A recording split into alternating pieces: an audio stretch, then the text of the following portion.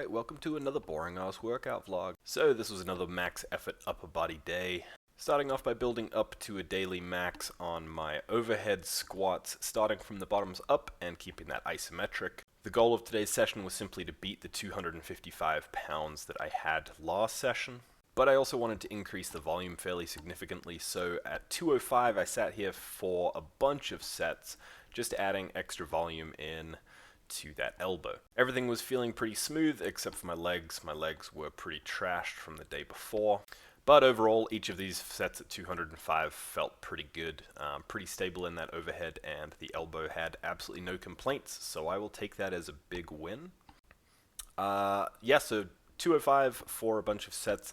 Then I built up to 255, and that went up very, very smoothly, and it was really easy in comparison to how I thought it was going to be. So I jumped that up to 275, and again, it was actually relatively easy. I think the legs were about the hardest part of this lift, so I was pretty happy with how the upper body was handling it all.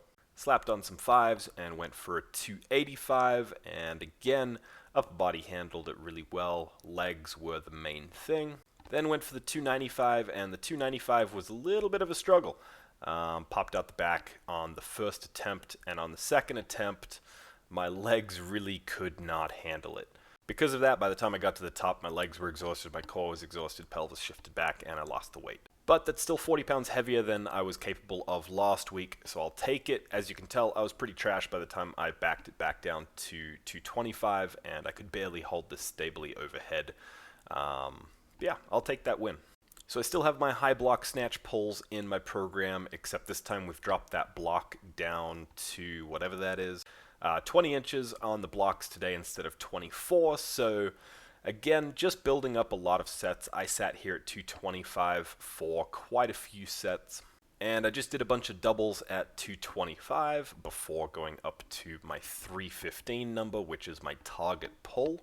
The objective of all of these sets was to have my start position with my knees very slightly forward from perpendicular, and then to shoot the knees in that double knee bend before pushing the ground away in my extension. I was fairly inconsistent with it.